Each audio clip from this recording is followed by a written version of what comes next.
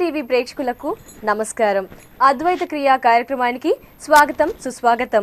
అద్వైత క్రియ అంటే ఏమిటి, అద్వైత క్రియ వలన కలిగే లాభాలు, ఉపయోగాలు, పరిష్కార మార్గాలు మనకు తెలియజేయడానికి మనతో పాటు స్టూడియోలో ఉన్నారు ప్రముఖ కార్మిక్ ఆస్ట్రో ఎక్స్పర్ట్ మరియు అద్వైత క్రియ వ్యవస్థాపకులు ఈకే గిరీష్ గారు. వారిని అడిగి అద్వైత క్రియ గురించి మరిన్ని వివరాలు తెలుసుకుందాము. అలాగే అద్వైత క్రియ సంస్థతో మీరు మాట్లాడాలి అనుకుంటే మీరు కాల్ చేయాల్సిన నెంబర్ 8125162927 మరియు 8179560504కి కాల్ చేసి సార్తో మాట్లాడగలరు. సార్ నమస్కారం. సార్ యాజ్ టీజ్గా అందరికీ అద్వైత క్రియ గురించి తెలిసింది, ఇంకా తెలియాలి అంటే అద్వైత క్రియ అంటే సింపుల్గా అద్వైత క్రియ అంటే సింపుల్గా భవిష్యత్తుని చెప్పేది కాదు, భవిష్యత్తుని క్రియేట్ చేసేది. మీ భవిష్యత్తుని మిమ్మల్ని మీ చేతుల ద్వారా క్రియేట్ చేసుకునే ఏకైక ప్రక్రియ అద్వైత క్రియ అండి. సో మీ తలరాతలు ఎలాగైనా రాయబడి ఉండొచ్చు, లేకపోతే ఇంకేదైనా కావచ్చు, కానీ ఇక్కడ నుంచి మీ జీవితాన్ని మీరు మార్చుకోవాలి అని అంటే ఏకైక ప్రక్రియ అద్వైత క్రియ కాన్సెప్ట్ అండి. ఓకే సార్, ఈ మధ్య చూస్తే కనుక జనాల్లో మనుషుల్లో ఎక్కువగా దుఃఖం ఉంటుంది. ఆ దుఃఖం చాలా మందిలో ఉంటుంది. మరి ఆ దుఃఖాన్ని అవాయిడ్ చేయాలంటే ఒక వ్యక్తికి ఉండాల్సిన మంచి లక్షణాలు ఏంటి, ఆ దుఃఖాన్ని ఎలా అవాయిడ్ చేయాలి అంటారు? ఫస్ట్ దుఃఖానికి ప్రధానమైన కారణం ఏంటంటే అనుకరణ. సో అనుకరణ అంటే ఏంటంటే ఇప్పుడు సపోజ్ మదర్ ఎలా ఏడుస్తుంది అనే దాన్ని బట్టి కూతురు కూడా అదే విధంగా ఫాలో అవుతుంటుంది. ఫాదర్ ఎలా బాధపడుతున్నాడు, ఎలాంటి ఫ్రస్ట్రేషన్ గురవుతున్నాడు, లేకపోతే తన రోల్ మోడల్ ఎవరైతే ఉంటారో అటువంటి వాళ్ళ ఆచరణ ఏ విధంగా చేస్తున్నారనే దాన్ని బట్టి మనిషి ఎక్కువగా తీసుకోవడం జరుగుతుంది. ఈ సంతోషం కావచ్చు, బాధ కావచ్చు, వగైరా ఇలాంటివన్నీ ఏంటంటే మానవుడు అనుకరించడం వల్ల జరుగుతూ ఉంటుంది అనమాట. ఎక్కువగా ఎలా వీళ్ళు దాన్ని ఎక్కువగా తీసుకోవటం. సో ఏడిస్తే పెద్ద అయిన తర్వాత బాధలు కనుక వస్తే ఈ విధంగా ఏడవాలి, ఈ విధంగా దుఃఖించాలి. మనం చూసామనుకుంటే ఇళ్లలో కోపాలు కానీ, సంతోషాలు కానీ, లేకపోతే నవ్వు కానీ అచ్చం వారి వారి ఫ్యామిలీస్లో పెరిగిన వాళ్ళ విధంగానే ఉంటుందన్నమాట. మధ్యలో మార్పు వస్తూ ఉంటుంది. మధ్యలో ఎలా మార్పు వస్తుంటుంది అని అంటే అప్పుడప్పుడు ఈ ఫిల్మ్ స్టార్స్ని వీళ్ళని కొంచెం అనుకరించడము, లేకపోతే వాళ్ళలో ఫ్రెండ్స్లో కొన్ని విధానాలను వీళ్ళు అడాప్ట్ చేసుకోవడం అనేది ఉంటుంది. ఫైనల్గా చెప్పాలి అని అంటే బాధ అన్నది it is a state of mind అంతే. నిజంగా చాలా తక్కువ ఉంటుంది, దాన్ని కొంచెం ఎక్కువగా చేసుకొని దాని లోపలే ఉండిపోవటం, ఇట్లాంటివన్నీ ఎక్కువగా జరుగుతూ ఉంటుంది.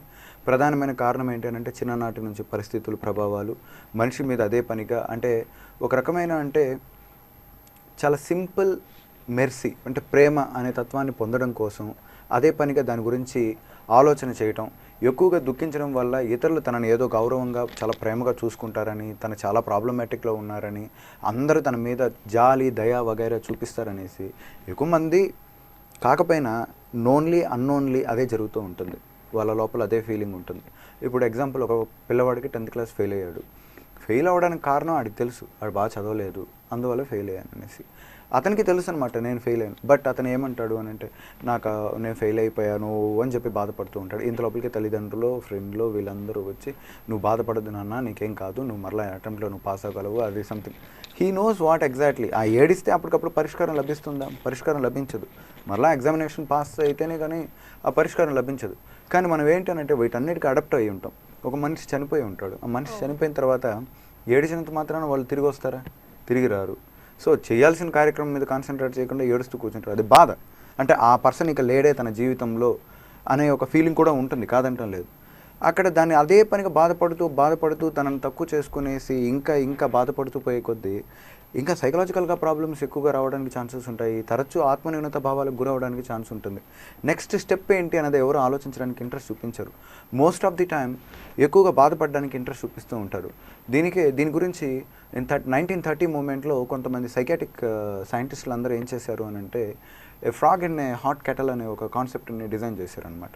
ఏ frog in a hot kettle అంటే ఏంటనంటే ఒక కప్ని తీసుకొని ఒక చల్లటి నీళ్ళలో వేశారు ఫస్ట్.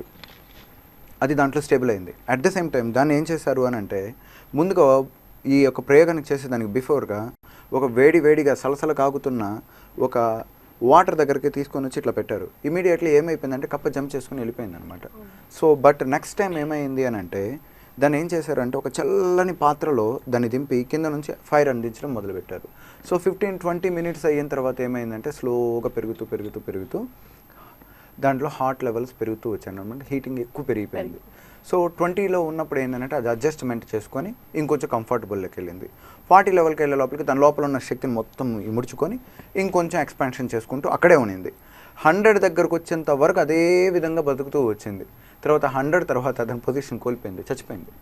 సో ఇక్కడ చంపింది హాట్ వాటరా, లేకపోతే అదా, లేకపోతే అది అడ్జస్ట్ అవ్వడంలో కోల్పోవడం ఏమయ్యింది ఇక్కడ? వాస్తవానికి చెప్పాలి అంటే అడ్జస్ట్మెంట్ అంటూ చేసుకుంటూ రావటం.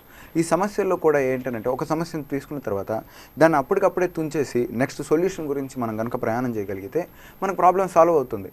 ఓకే పర్లేదులే, ఎంతోమందికి ప్రాబ్లం వచ్చింది, నాకు ఇదే ప్రాబ్లం వచ్చింది సో అని చెప్పి దాని గురించి బాధపడుతూ అదే విధంగా ఉంటూ ఇంకొక ప్రాబ్లంని ఈ ప్రాబ్లం గురించి ఆలోచించే కొద్దీ ఏమైపోతూ ఉంటుందనంటే మన మనసు దానికి డైవర్ట్ అయిపోతుంది, దానికి అడిక్ట్ అయిపోతూ ఉంటుంది. మెదడు కూడా దాన్ని కంట్రోల్ చేయడం కోసం కొన్ని రకాల స్ట్రెస్ హార్మోన్లను రిలీజ్ చేయడం జరుగుతుంది.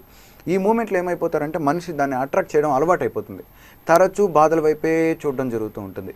ఇక బాధలు వాళ్ళ జీవితంలో తరచూ రావడం కాదు, బాధలే వాళ్ళ యొక్క జీవితం అయిపోతుంది. సో ఇమ్మీడియట్లీ ప్రాబ్లమా సొల్యూషనా అనే రెండు డైవర్షన్స్ తీసుకోవాలి. ప్రాబ్లం కావాలి అని అనుకుంటే కూర్చొని గంటల తరబడి ఏడవండి, సొల్యూషన్ కావాలంటే కన్నీళ్ళు తుడుచుకొని ఇమ్మీడియట్లీ యుద్ధానికి సిద్ధం కండి అనే ప్రక్రియ మీద ఉంటుందండి. సో మనిషి బాధపడడానికి ప్రధానమైన కారణం ఏంటంటే ఒక రకమైన జాలి, ఇంకో రకమైనటువంటి ప్రేమను పొందాలనే ఉద్దేశంతోనే. ఓకే సార్, మీతో మాట్లాడుకు కాలర్ వెయిట్ చేస్తున్నారు, వారితో మాట్లాడదాం. హలో, నమస్తే అండి, అద్వైత క్రియా కార్యక్రమానికి స్వాగతం. మీ పేరు? నా పేరు సుజాత అండి. సుజాత గారు, ఓకే, ఎక్కడి నుంచి కాల్ చేస్తున్నారు? సైనిక్పూర్ అండి. ఓకే అండి, సార్తో మాట్లాడండి. హలో, నమస్కారం సార్. నమస్తే అమ్మా, చెప్పండి. అదే పాపకి బాగానే చదువుతుంది, కాకపోతే జాబ్ కూడా వచ్చింది, ప్లేస్మెంట్స్ వచ్చింది, కానీ కాల్ అయితే రావట్లేదు ఇంకా జాబ్ వచ్చినట్టు. మేము ఏమన్నా చేస్తే తొందరగా రావటము అట్లా ఏమన్నా ఉంటుంది అంటే మీరు చేస్తే కాదు, తన వైపుగా తను చేసుకోవాలి. దానికోసం ఏంటంటే కార్యసిద్ధి ప్రక్రియ అనే కాన్సెప్ట్ ఉంటుంది. అది కనుక కరెక్ట్గా చేయగలిగితే తనకి ఈ జాబే కాదు వేరే వాటిల్లో కూడా ఆపర్చునిటీస్ రావడం జరుగుతుంది. సో ఇది పెద్ద కష్టం కాదమ్మా. సో మీరు నన్ను కన్సల్ట్ అవ్వండి, నేను మీకు సొల్యూషన్ చెప్పడం జరుగుతుంది. ఓకే అండి, సుజాత గారు కాల్ చేసినందుకు ధన్యవాదాలు. మరో కాలర్ ఎదురు చూస్తున్నా సార్, వారితో మాట్లాడదాం. హలో, నమస్తే అండి, అద్వైత క్రియా కార్యక్రమానికి స్వాగతం. మీ పేరు? నా పేరు నాగలక్ష్మి అండి. ఎక్కడి నుంచి కాల్ చేస్తున్నారు? హైదరాబాద్. ఓకే అండి, ఇక్కడ సార్ ఉన్నారు, సార్తో మీ సందేహాన్ని వివరించండి. Hello, good evening sir. Good evening అమ్మా, చెప్పండి. నేను ఎడ్యుకేషన్ కోసం అడగాలనుకుంటున్నాను. చెప్పండి. నేను ఫస్ట్ లో బాగా చదివేదాన్ని, మనీ అన్నిట్లో ఫస్ట్ ఉండేదాన్ని, ప్రతిదానికి కాంపిటీషన్ ఉండేది. తర్వాత 10th నుంచి వచ్చిన తర్వాత చూసుకుందాంలే అని చాలా బ్యాక్ అయిపోతున్నాను కావాలని. అది కూడా అది ఎందుకు తెలియడం లేదు. మళ్ళీ ఎక్కువ ఏదైనా అడిగితే చాలా ధైర్యం గెలిచేసేదాన్ని. ఇప్పుడు క్వశ్చన్ అడుగుతున్నారంటేనే ఒక భయం వేసేస్తుంది ఎందుకో. అంటే నీ మీద నీ కాన్ఫిడెన్స్ చాలా వరకు తగ్గిపోయింది. నీకు ఇంతకు ముందు అయితే నీ మీద చాలా ఇష్టం ఉండేది, నువ్వు రెగ్యులర్గా నువ్వు చాలా గొప్ప స్థితికి వెళ్ళాలనే ఒక చాలా ఇదిగా ఉండేది. మధ్యలో ఏదో ఒక చిన్న మిస్టేక్ జరిగింది నీ దగ్గర. ఆ మిస్టేక్ జరిగినప్పటి నుంచి నీ మీద ఏమైంది అని అంటే నీకు కొంచెం లవ్ తగ్గింది, నీ మీద నువ్వు ఏదో హైలైట్గా వెళ్ళాలనే కోరిక కలగట్లేదు. సో ఆటోమేటిక్గా గ్రాడ్యువల్గా స్లోగా తగ్గుతూ వచ్చింది. దాన్ని రెక్టిఫై చేయాలి అని అంటే రోజు నీ గురించి నీ స్ట్రెంగ్స్ మీద కాన్సన్ట్రేట్ చేసుకుంటూ వెళ్ళు. నువ్వు ప్రాపర్గా కనుక చేయగలిగితే ఖచ్చితంగా చేంజ్ వస్తుంది. అప్పటికి కూడా నీ వల్ల కాలేదు అని అంటే అఖండ విద్యా ప్రక్రియ అనే కాన్సెప్ట్ ఉంటుంది. దాంట్లో నీకు ఎలా టార్గెట్ చేయాలి, ఏ విధంగా నువ్వు మళ్ళీ కమింగ్ బ్యాక్ సూన్ అన్నట్టు సూపర్గా తెచ్చుకోవటం ఎట్లాగా, ఎంత ఎనర్జెటిక్గా నువ్వు తయారవటం ఎట్లాగా అన్నది నీకు ఏ విధంగా డిజైన్ చేయాలన్నది నేను చెప్తాను. ఓకే అండి, కాల్ చేసినందుకు ధన్యవాదాలు. మరో కాల్ ఉన్నారు సార్, వారితో మాట్లాడదాం. హలో, నమస్తే అండి, అద్వైత క్రియా కార్యక్రమానికి స్వాగతం. మీ పేరు? నమస్తే అండి, నా పేరు వెంకటరెడ్డి. వెంకటరెడ్డి గారు, ఎక్కడి నుంచి కాల్ చేస్తున్నారు? ఓకే అండి, ఇక్కడ అద్వైత క్రియా వ్యవస్థాపకులు ఈకే గిరీష్ గారు ఉన్నారు, మీ సందేహాన్ని వివరించండి. హలో, నమస్కారం సార్. నమస్తే అండి, చెప్పండి. సార్, లాస్ట్ టైం కాల్ చేశాను. మీరు భగవంతుని చేరుకోవడానికి సులువు మార్గం ఏంటంటే నీ గురించి నువ్వు తెలుసుకోమని చెప్పారు. చెప్పండి. హలో, ఎస్ అండి. హలో, మీ గురించి తెలుసుకోవడానికి సులువైన మార్గం ఏంటంటే మీ గురించి మీరు తెలుసుకోండి అని చెప్పారు. నా గురించి నేను తెలుసుకోవాలంటే నేను ఏం చేయాలి? ఫస్ట్ అండి, మన గురించి మనం తెలుసుకోవాలంటే ఎక్కువ సమయం మనతో మనం గడపాల్సి ఉంటుంది అనమాట. ఎక్కువ సమయం అంటే ఐక విషయాలైనటువంటి ఏదో బ్లా సబ్జెక్ట్స్ వీటన్నిటి గురించి ఆలోచన చేయకుండా తరచూ మీ లోపల మీతో అంతర్ముఖం అవ్వటం అని అంటే ఏంటంటే మ్యాక్సిమం టైము మీతో మీరు ఎక్కువగా ఉండటం అనమాట. దానికోసం మీరు జాబ్ కావచ్చు, ఇంకేదైనా చేసుకుంటూ ఉండొచ్చు, దానికేం ప్రాబ్లం లేదు. బట్ ఒక పర్టికులర్ టైం అనమాట. సపోజ్ మార్నింగ్ 5:30 నుంచి 6 o'clock ఆర్ 9 o'clock వరకు ఆ పర్టికులర్ టైము మీరు ఎవరికి కేటాయించకూడదు. అది కేవలం మీరు అనే ఒక క్యారెక్టర్ వరకు మాత్రమే. అక్కడ తరచు ఆత్మన్యూనతతో కూడుకున్నటువంటి భావనలను రిలీజ్ చేయకూడదనమాట. సంపూర్ణంగా మీ లోపల ఉండే బలాల గురించి ఆలోచన చేసుకుంటూ రావాలి. అదే ఆత్మన్యూనత గురించి ఆలోచించుకుంటూ వచ్చాము అని అంటే మన లోపల ఉన్న ప్రాబ్లమ్స్ నెగిటివిటీస్ గురించి ఆలోచన చేసుకుంటూ ఉంటే సైకలాజికల్గా డిప్రెసేషన్ ఎక్కువగా అయిపోయిన తర్వాత మనము అది ఏదైనా బార్డర్ లైన్ డిజార్డర్ కాస్త సూసైడ్ అటెంప్ట్స్గా ఇట్లాగా తీసుకుని వెళ్తుంది. అలా కాకుండా కంప్లీట్గా పాజిటివ్గా అనమాట మీ లోపల ఉన్న స్ట్రెంగ్స్, మీరు ఒక ఎయిమ్ని డిజైన్ చేసుకోవటం, నేను ఈ ఎయిమ్ రీచ్ అవ్వాలి అని అనుకుంటున్నాను, దీనికి నేను ఎలా చేయాలి, ఏ విధంగా ప్రాక్టికల్గా చేయాలి, అంటే ఒక మన మంచి స్నేహితుడితో ఏ విధంగా డిస్కషన్ చేస్తామో అదే విధంగా మనతోనూ మనం డిస్కషన్ చేసుకుంటూ ఉండాలి. ఏ క్వశ్చన్ అయినా దాన్ని అడగాలన్నమాట. ఎందుకు ఎలా వెళ్ళాలి, ఏ విధంగా వెళ్ళాలి అని అంటే మీకు మొదట 20 నుంచి 30 రోజుల్లో మీ మాట వినదు మీ మనసు. ఎందుకనంటే ఇప్పటికే చాలా దూరమై ఉంటుంది. దాన్ని స్లోగా అడక్ట్ చేసుకుంటూ రావాలి. స్లోగా మనతో మాట్లాడుతూ వచ్చిన తర్వాత 25th నుంచి 26th డే మూమెంట్లో మీలో ఒక రకమైన స్పార్క్ జనరేట్ అవ్వడం జరుగుతుంటుంది. తర్వాత నుంచి ఇంకొంచెం ఎక్కువ టైం స్పెండ్ చేయాల్సి ఉంటుంది. లైక్ 4 నుంచి 6 అవర్స్, 6 అవర్స్ నుంచి 8 అవర్స్ ఇలా పెంచుకుంటూ పోతూ ఉన్నప్పుడు తరచూ మౌన వ్రతాలను పాటించడం, అంటే ఎవరితోనూ మాట్లాడకుండా మీతో మీరు, అది కూడా పాజిటివ్ ఓరియంటెడ్ థాట్సే రిలీజ్ చేయాలి. ఈ సమయంలో నెగిటివ్ గురించో ఏదో మీ జీవితంలో ఏదో జరిగిన డిజాస్టర్స్ గురించో మాట్లాడకూడదు. తరచు మంచి విషయాల గురించి అనమాట. నేను ఇటువంటి విజయం సాధించాను, ఆ విజయం సాధించడానికి గల కారణం ఏంటి, ఇట్లాంటి వాటి వైపు ప్రయాణం చేస్తూ ఉండే కొద్దీ మీలో ఒక ఫైర్ జనరేట్ అవుతుంది. ఆ ఫైర్ కాస్త బాగా ఎన్లైట్ అవుతుంది. ఆ ఎన్లైట్మెంట్లో మీరు భగవంతుని చూడడానికి అవకాశాలు అన్నీ లభిస్తాయి. ఇది చాలా పెద్ద ప్రాసెస్ అండి, అంత ఈజీ కాదు. దాని వెనకాల ముందు వైరాగ్యం రావాలి. ఆ వైరాగ్యం నుంచి ఈ స్థితులన్నీ వస్తాయి. సో ప్రయత్నించండి, ఖచ్చితంగా మీకు లభించే అవకాశం ఉంది. ఓకే అండి, వెంకటరెడ్డి గారు కాల్ చేసినందుకు ధన్యవాదాలు. మరో కాల్ ఉన్నారు. హలో హలో, నమస్తే అండి, అద్వైత క్రియా కార్యక్రమానికి స్వాగతం. మీ పేరు? నా పేరు నందు గారు, ఎక్కడి నుంచి కాల్ చేస్తున్నారు? బాలాజీ నగర్. ఓకే అండి, సార్ ఉన్నారు, సార్తో మీ సందేహాన్ని చెప్పండి. హలో హలో సార్, నమస్కారం సార్. నమస్కారం అండి, చెప్పండి. అది సార్, ఇప్పుడు నేను డెవలప్ అవ్వాలంటే దేవుడు రాసినట్టు డెవలప్ అవుతానా, లేక నేనంతలో నేను డెవలప్ అవుతానా? మీకు ఎలా కావాలి? అంటే ఇక దేవుని దయ ఉంటే, లేదా మీకు మిమ్మల్ని అడుగుతున్నా, లేదంటే నేను స్వయంగా తీసుకుంటే అవుతుందా అని అడుగుతున్నా, అంతే క్వశ్చన్ అంతే. నో నీకు ఎలా కావాలంటే నువ్వు అలా అవ్వగలుగుతావు అనమాట. దేవుడి దేవి ప్రకారం కావాలి అని అన్నావంటే జస్ట్ నార్మల్గా నీ లైఫ్ని ఇప్పుడు ఏం చేస్తున్నావో అదే విధంగా కంటిన్యూ అయితే అది దేవుడి దయ వల్ల అయినట్టు అవుతుంది. లేదు నన్ను నేను మార్చుకోవాలి అని అనుకుంటున్నాను అని అంటే దేవుడి దయ ప్లస్ నీ దయ రెండు యాడ్ అవుతుంది అనమాట. సో కంపల్సరీ నువ్వు చేంజ్ చేసుకునే దానికి ఎలిజిబిలిటీ ఉంటుంది. సో సింపుల్గా చెప్పాలి అని అంటే దేవుడి దయ అవసరం లేదు. మన నిజంగా మనల్ని కనుక ప్రాపర్గా కనుక డిజైన్ చేసుకుంటే దేవుడు వెనక నుండి మరీ సపోర్ట్ చేయడం మొదలెడతాడు. గుమ్మన కూర్చునేసి నాకు దేవుడి దయ ఉంటే సరిపోతుంది అని చెప్పి అనుకుంటే వర్కౌట్ కాదు. మనం ప్రయత్నం చేయాలి. మీకు సింపుల్ ఎగ్జాంపుల్ చెప్పాలి అని అంటే అర్జునుడి వెనక శ్రీకృష్ణుడు ఉన్నాడు. శ్రీకృష్ణుడు ఉన్నాడు. మరి శ్రీకృష్ణుడు చెప్పొచ్చు కదా, నేనున్నా నీ వెనకాల నువ్వు కానిచ్చేసి అని చెప్పి చెప్పలేదు. యుద్ధం చెయ్యి, ఇదిగో అక్కడ ఉన్నాడు భీష్ముడు, అక్కడ బాణాన్ని అక్కడ సంధించు, ఇక్కడ ఉన్నారు చూడు ఇటు సైడ్ పొమ్మంటావా, ఇలా చెప్తూ వచ్చాడు. అలా చెప్పాడు కాబట్టి అది అతను విజయం సాధించాడు అనమాట. నీవు నిజంగా కనుక లక్ష్యాన్ని కనుక తీసుకున్నావు అని అంటే ఆ లక్ష్యాన్ని ఎలా ఛేదించాలి అనే విషయం గురించి భగవంతుడు ఏదో ఒక రూపంలో వచ్చి నీకు చెప్తూ ఉంటాడు. సో భగవంతుడు నీ తలరాతను రాయడు, నువ్వు రాసుకుంటే నీ తలరాత ప్రకారం భగవంతుడు నడుచుకోవడానికి నీకు ఆ శక్తిని ప్రసాదిస్తాడు. నందు గారు కాల్ చేసినందుకు ధన్యవాదాలండి. సార్, మరి ఈ అద్వైత క్రియకి ఈ ప్రాణిక్ హీలింగ్ కానీ లేకపోతే రేకీకి కానీ మెడిటేషన్కి ఏమైనా రిలేషన్ ఉందా సార్? ఈ దాంట్లో కూడా ఈ కాన్సెప్ట్స్ అనేవి ఉన్నాయా? ఓకే, అంటే మేము యాక్చువల్లీ ఇది కాంప్లికేటెడ్ అండి. యాక్చువల్ చెప్పాలి అంటే మెడిటేషన్ అన్నది sometimes not right. Okay, sometimes అన్ని మెడిటేషన్స్ రైట్ కాదు. కొన్ని ఉన్నాయి, కొన్ని యాక్సెప్టబుల్, కొన్ని మెడిటేషన్ చాలా డేంజరస్ కూడా ఉంటాయి. ఇక ప్రాణిక్ హీలింగ్ అండ్ రైకి ఈ కాన్సెప్ట్స్ ఏంటంటే they are concentrating in particular healing therapy అనే దాని మీద కాన్సన్ట్రేట్ చేస్తారు. That is also law of attraction theory, అంటే ఏదైతే మనం కోరుకుంటామో అది రీచ్ అవ్వాలనే ఉద్దేశంతో. బట్ దాంట్లో ప్రాపర్ మాస్టర్స్ కనుక, మంచి ట్రైనింగ్ మాస్టర్స్ కనుక గైడ్ చేయగలిగితే చేంజ్ అవ్వడానికి ఛాన్సెస్ ఉంటాయి. ఏదో నామక వాస్తే నేర్చుకొని మరలా వదిలేసి మరలా ఏదోదో ప్రయోగాలు చేసే వాళ్ళైతే రిజల్ట్ రాదు. అది కూడా వాళ్ళు కూడా చెప్తూ ఉంటారు తరచూ అది. సో ఈ కాన్సెప్ట్ దగ్గరకు వచ్చే లోపలికే ఇది కంప్లీట్ వాటికి డిఫరెంట్ కాన్సెప్ట్లో ఉంటుందండి. సో ఈ కాన్సెప్ట్లకి ఏమన్నా కోపప్ ఉందా, వీళ్ళతో మేమేమైనా లింకప్ అయి ఉన్నామా, లేకపోతే వాళ్ళని మేమేమైనా కాపీ చేసామని అంటే లేదు.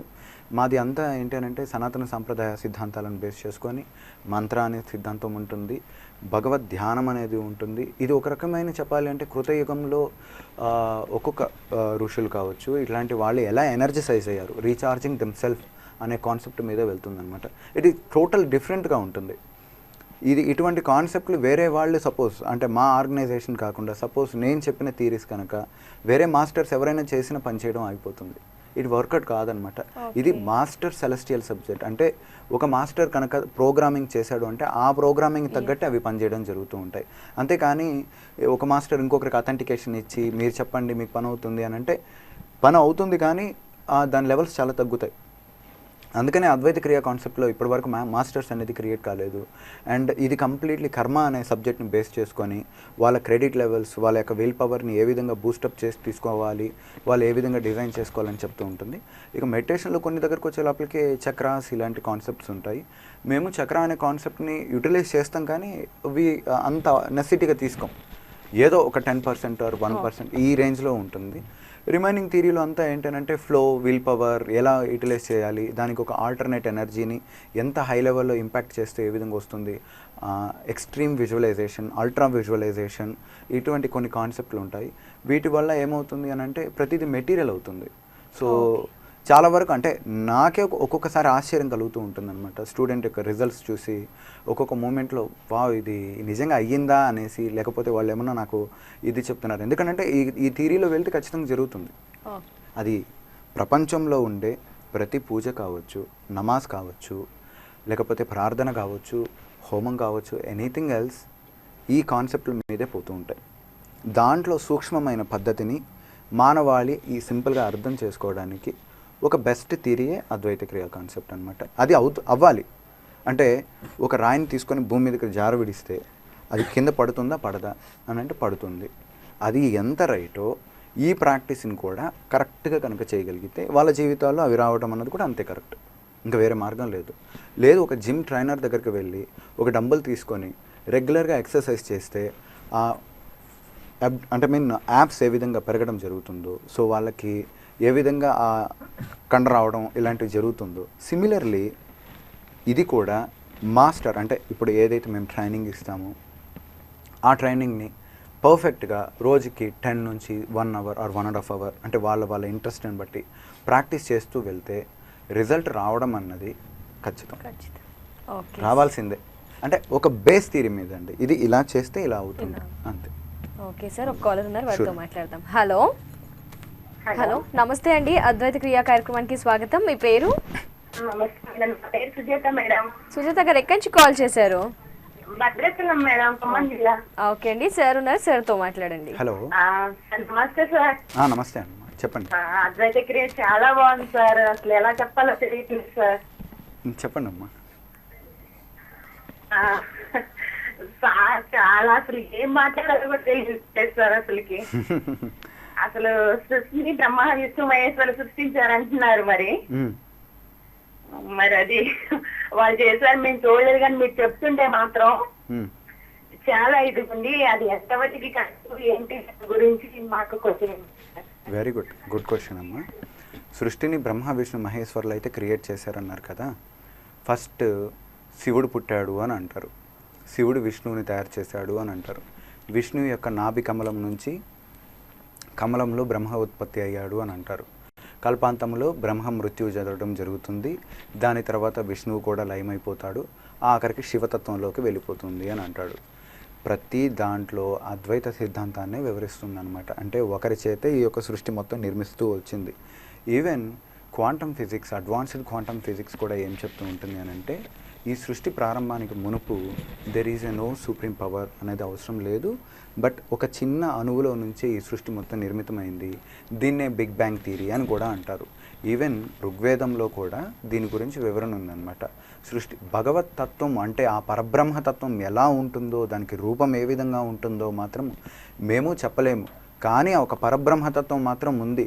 ఆ పరబ్రహ్మతత్వమే ఇన్ని రూపాలుగా బ్రహ్మ విష్ణు మహేశ్వరులుగా, ఆ తర్వాత సనకసనాది నంద దేవతలుగా, తర్వాత కశ్యప ప్రజాపతిలు, ఆ తర్వాత ప్రజాపతులుగా, తర్వాత ఒక్కొక్క దేవతల నుంచి మనుషులుగా, మనుషుల్లో నుంచి రాక్షసులుగా, రాక్షసులు తర్వాత క్రిమికీటకాదులుగా, తర్వాత జంతువులుగా, ఇలాగ చరాచర సృష్టి అంతా పుట్టుకుంటూ వచ్చింది అని చెప్పి వేదాలు కూడా ఒక్కానిస్తున్నాయి అన్నమాట. సో సింపుల్గానే బ్రహ్మ విష్ణు మహేశ్వరులు కూర్చొని రాయడం అన్నది ఉండదన్నమాట. అక్కడ క్రియేట్ అయిపోయిన తర్వాత అదంతా జరిగిపోతూ ఉంటుంది. అది ఒక యాక్షన్ ప్లాన్ అనమాట. సో సింపుల్గా మనం కూడా ఏంటనంటే, మీరు ఒక్కసారి భాగవత పురాణంలో కనుక వెళ్ళాము అని అంటే దాంట్లో చాలా స్పష్టంగా వివరణ ఉంది. ద్రోపాఖ్యానంలో ఈ వివరణ ఉంది. ధ్రువుడు పూర్వం ఏంటనంటే ఒక బ్రాహ్మణ కుమారుడుగా ఉండేవాడు. అతనికి కోరిక ఏంటనంటే ఎలాగైనా సరే మరుజన్మలో అంటే అతనికి విపరీతమైన రాజభోగాలు అనుభవించాలని కోరిక ఉన్నది. ఆ కోరికతో తను మృతి చెందిన తర్వాత మరుజన్మలో తాను ఒక రాజకుమారుడిగా పుట్టి శ్రీమన్నారాయణుని ధ్యానం చేసి అనంతరం తపస్సు చేసి 3.5 నెలల పాటు కఠోరమైన తపస్సు చేసిన తర్వాత శ్రీమన్నారాయణుడి ప్రత్యక్షం లభించిన తర్వాత తనకి ధ్రువమండలాన్ని పొందేటువంటి అర్హత పొందాడు అని చెప్పి ఉంది. దాని అర్థం ఏంటి? గత జన్మలో కోరికలను నెరవేర్చుకోవడానికి మరలా తను పుట్టాడు. అదేవిధంగా ప్రతి ఒక్క భాగవత పురాణాల్లో ఈ జన్మలో అతను కోరుకున్నది కాకపోవడం వల్ల మరు జన్మలో ఉదయించాడు అని చెప్పి కూడా ఉంది. ఈవెన్ నారద పురాణం కనుక వెళ్ళామనంటే నారదుడు ఫస్ట్ ఒక దాసి కుమారుడుగా ఉండేవాడు. వాళ్ళ తల్లి దాసి పనులు చేసుకుంటూ సాయంత్రం కల్లా అతనికి దేవుళ్ళ గురించి వీటన్నిటి గురించి చెప్తూ ఉండేదన్నమాట. ఆ జన్మలో తను కొంతమంది సన్యాసుల చేత ఉండటం వల్ల తనకి ఒక క్షణం పాటు లిప్తకాలం పాటు నారాయణ్ణి దర్శించే అవకాశం లభించింది. ఆ యొక్క ప్రభావం వల్ల మరియు కల్పాంతం అయిన తర్వాత బ్రహ్మ మానసపుత్రుడిగా తను మరలా జన్మించాడు అని చెప్పి ఉందన్నమాట. అంటే దాని అర్థం ఏంటి? వీళ్ళు ఎలా అయితే కోరుకుంటారో ఆ కోరిక నుంచి నెక్స్ట్ కోరికలకి తీసుకోవడం కోసమే మానవ జన్మ వస్తూ ఉందన్నమాట. ప్రతి ఒక్క దగ్గర నుంచి తర్వాత జన్మిస్తున్నారు ఇలా జన్మ జరుగుతూనే ఉంటాయన్నమాట. సో బ్రహ్మ విష్ణు మహేశ్వరులు మిమ్మల్ని క్రియేట్ చేశారు అనకంటే మీరే ఆ బ్రహ్మ, మీరే ఆ విష్ణువు, మీరే ఆ శివుడు. ఆ తత్వాన్ని మీరే కలిగి ఉన్నారనమాట. మీరే డిజైన్ చేసుకుంటూ వస్తున్నారు. నెక్స్ట్ జన్మలో నేను ఇలా కావాలి అంటే ముందు చెప్పాలి అని అంటే శ్రీకృష్ణుని తల్లిదండ్రులైనటువంటి దేవకి వసుదేవులు ఒక మన్వంతరం అంటే ఫస్ట్ ప్రథమ మన్వంతరంలో ఏం చేశారు అని అంటే విష్ణు గురించి ఘోర తపస్సు చేసినప్పుడు వారికి విష్ణు ప్రత్యక్షమయ్యి మీకు 3 జన్మల పాటు నేను కొడుకుగా జన్మిస్తాను అని అంటే వారికి ఆ విధంగా 3 జన్మలను ఏర్పడ్డాయి. అంతేకాని బ్రహ్మ రాయడం అన్నది జరగలేదు. ఒకవేళ బ్రహ్మే గనక నిజంగా రాస్తాడు అని అనుకుంటే మనము చెప్పాలి అని అంటే మధుకైటక భటులు అన్నది బ్రహ్మనే పోయి సతాయించారు. అలాంటి సతాయించే వాడిని బ్రహ్మ ఎందుకు తయారు చేస్తాడు? రాక్షసులు ఉన్నారు, మహిషాసురుడు ఉన్నాడు, తర్వాత నరకాసుడు ఉన్నాడు. ఇటువంటి వాళ్ళని అతను ఎందుకు రాస్తాడు? రాయడు కదా. సో ఎవరి కర్మానుసారాల ప్రకారం వాళ్ళు రచించుకొని వాళ్ళు వస్తూ ఉంటారనమాట. సో వారి విచక్షణ జ్ఞానాలు వీటిని బట్టి నిర్మితం అవుతూ ఉంటుంది. మరి ఎందుకు రాక్షసులు, దేవుళ్ళు ఇదంతా ఎందుకు, ఈ తలనొప్పి కర్మ అంతా ఎందుకు అని అంటే ఈ యొక్క విశ్వము సస్టైన్ అవ్వాలి అంటే తిరుగుతూనే ఉండాలి ఏదో ఒక కార్యం చేత. దాన్నే ఏమంటాము అని అంటే సింపుల్గా లోక కళ్యాణార్థం అని అంటారనమాట. ఇది ఎప్పుడు మీకు పరిపూర్ణంగా అర్థమవుతుంది అని అంటే మీలో సంపూర్ణమైన ఆధ్యాత్మికత వికసించినప్పుడు, లేదా బ్రహ్మజ్ఞానం కలిగినప్పుడు, లేకపోతే స్పష్టమైన అవగాహన కలిగినప్పుడు మీలో ఇది వికసించడానికి అవకాశం ఉంటుంది. అప్పటి వరకు మనలో ఇటువంటి క్వశ్చన్స్ పుడుతూనే ఉంటాయి. బ్రహ్మ విష్ణు మహేశ్వరులను లేకపోతే ఇంకేదనో ఇట్లాగ వస్తూ ఉంటుంది. వాళ్ళు లేరా అంటే ఆ శక్తులు అయితే ఉన్నాయి. భగవంతుడనేవాడు ఉన్నాడు, పరబ్రహ్మతత్వం ఉంది. నిజంగా మనము పూజ చేయాలి. ఆ కృతజ్ఞత భావాన్ని ప్రతి ఒక్కరూ కలిగి ఉండాలి. నిజంగా భగవత్ తత్వం అనేది ఉందన్నమాట. మంచి క్వశ్చన్ అడిగారమ్మా, థ్యాంక్ యూ. ఓకే, సుజాత గారు కాల్ చేసినందుకు ధన్యవాదాలండి. మరో కాల్ ఉన్నారు. హలో హలో, నమస్తే అండి. అద్వైత క్రియా కార్యక్రమానికి స్వాగతం. మీ పేరు, ఎక్కడి నుంచి కాల్ చేస్తున్నారు? నమస్తే అండి, నా పేరు పాపరావు అండి. ఎక్కడి నుంచి కాల్ చేస్తున్నారండి? కొమరవరం అండి. ఓకే అండి, సార్ ఉన్నారు, సార్తో మాట్లాడండి. హలో హలో హలో చెప్పండి పాపరావు. హలో, నా పాపరావు అండి పేరండి. చెప్పండి. పుట్టిన తేదీ 3/6/1999 సార్. మారరు మీరు? 79 అండి సార్. మీరు ఇప్పుడు చెప్పండి, మీరు 79లో పుడితే నేనేం చేయమంటారు మిమ్మల్ని? సార్ ఇది ఇప్పుడు నేను ఏ వస్తువు కొన్నా సరే అండి, అది 3 times రిపీట్ అవుతుంది సార్. అది అంటే పోవడమో లేకపోతే ఏదైనా అవ్వడమో జరుగుతుంది సార్. ఓకే. తర్వాత ఇప్పుడు ఒక హౌస్ కట్టుకోవాలనుకున్నా అండి, అది ఎక్కడికి ప్లానింగ్ వెళ్తలేదండి. జరగట్లేదు విషయం అది. ఇప్పుడు పాపారావు గారు, మీరు యాక్చువల్లీ ఈరోజు ఫస్ట్ ప్రోగ్రామ్ కదా చూడడం, మీరు ఈరోజే కదా చూడడం మీరు ప్రోగ్రాము? అవునండి సార్. అది కథ. సో మీరు రెగ్యులర్గా చూశారు అని అంటే బహుశా మీరు ఇటువంటి క్వశ్చన్ నన్ను అడుగుండరు. ఎనీవే, దయచేసి ప్రతి ఒక్కరికి చెప్తున్నాను నేను, మీరు అనుకుంటే మీ జాతకాలను తిరిగి రాయగలుగుతారు. మీరు దయచేసి జ్యోతిషాలను మ్యాక్సిమము పక్కన పెట్టుకుంటూ రండి స్లోగా. ఖచ్చితంగా మీరు గొప్ప స్థితికి రావడం జరుగుతూ ఉంటుంది. మీరు ఒకటే అండి పాపారావు గారు, మీరు కాన్సన్ట్రేట్ చేయాల్సింది ఆ బిల్డింగ్ కన్స్ట్రక్ట్ చేయాలి. మీరు మంచి పాజిటివ్ విషయం మీదే కాన్సన్ట్రేట్ చేయడానికి తరచూ ప్రయత్నించండి. ఖచ్చితంగా మీరు గొప్ప స్థితికి రావడానికి ప్రయత్నం చేస్తారు. Thank you. కాల్ చేసినందుకు ధన్యవాదాలండి. మరో కాల్ ఉన్నారు. హలో. హలో, నమస్తే అండి, అద్వైత క్రియ కార్యక్రమానికి స్వాగతం. మీ పేరు? మాట్లాడాలమ్మా. ఓకే అండి, మాట్లాడండి సార్తో. హలో. హలో, నా పేరు ఉదయ సార్. నమస్తే సార్. నమస్తే అమ్మా, చెప్పండి. మా బాబుది ఉద్యోగం పోయి 4 ఏళ్ళు అవుతుంది. ఇప్పుడు IBM లో జాబ్ వచ్చిందని చెప్తున్నారు 5-6 నెలల నుంచి. జాయినింగ్ లెటర్ రావట్లేదు ఇంతవరకు.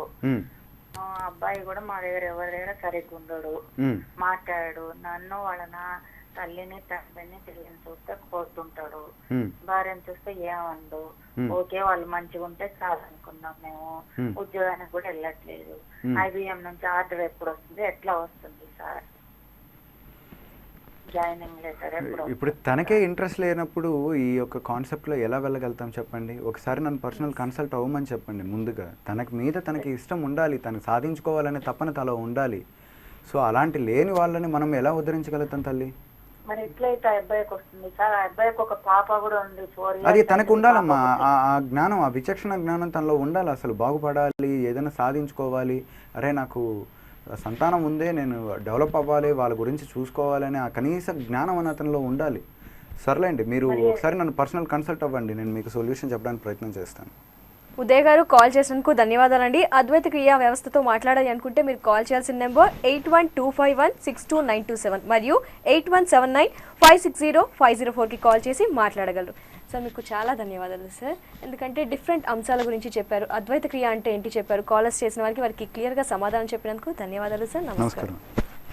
చూసారు కదండి, ఇది వాటి అద్వైత క్రియా కార్యక్రమం. రేపటి అద్వైత క్రియా కార్యక్రమంలో మళ్ళీ కలుద్దాం. అంతవరకు సెలవు, నమస్కారం.